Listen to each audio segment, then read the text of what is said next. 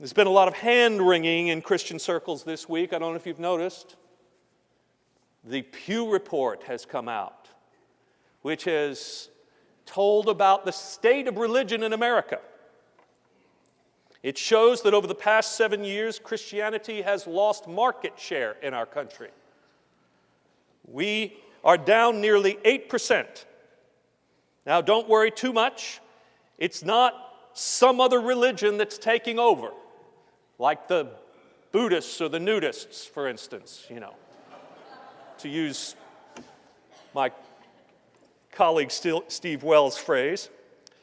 You probably thought, though, that when I said that, I was going to say Muslims, but do you realize that Muslims haven't gotten much of a bump either? They're still under 1% of the population, and Christianity is still over 70. So it's true that fewer people call themselves Christians now, but mostly because they are leaving church for no church.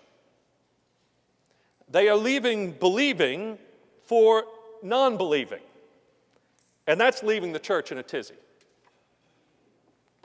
Now, we're pretty good at getting in a tizzy over our loss of power and influence. You can see it everywhere in our politics. When we feel like we're losing something, we push back. I got a political flyer from a candidate for city council in my district a few weeks ago, before that race. Not the guy who won, by the way, thank God. But it had a big picture of an American flag on it with a Bible superimposed on top of it. He was making it quite clear of his commitment to the idea that Christianity and America are inextricably linked. And I wondered, how many other people were disturbed by that? A handy rule of thumb when something like that comes to your mind is to ask yourself, if you just changed the religion involved, would you feel the same way?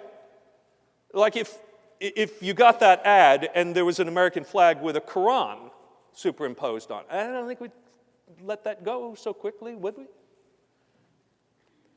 But all of this is happening more and more because we feel a loss of power and prestige, and we sense that Christianity is somehow under siege, that it's fair game to criticize us in a way that others aren't criticized. And frankly, there's some truth to that. But not so much, I think, that we should sweat it too much. A few thoughts, though. First, Christians are sometimes unfairly criticized and ridiculed for our faith and convictions. That is just the way it is.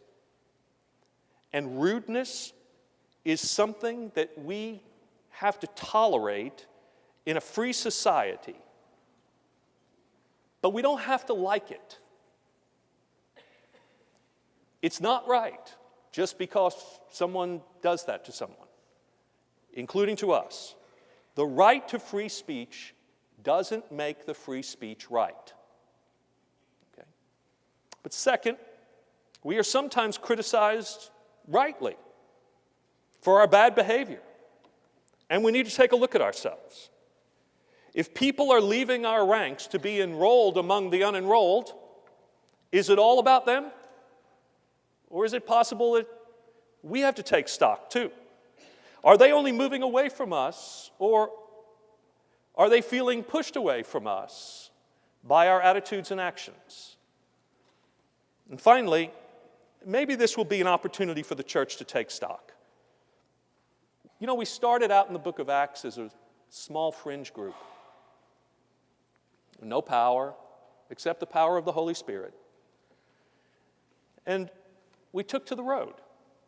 We started encountering all kinds of people that before that time had been thought to be unclean and unworthy to be counted among the people of God. And what we did was we started finding that they were coming to faith in Jesus and that they gave evidence of the presence of the Holy Spirit in their lives by the way their lives were changing and they were treating other people. And we welcomed them in. And before long, things were beginning to happen in the world, so much so, in fact, that by the end of the book of Acts, when Christians appeared in a certain town, some business and civic leaders got them arrested and gave testimony against these people. And you know what their testimony was? It was that these are the people who have turned the world upside down. Nice.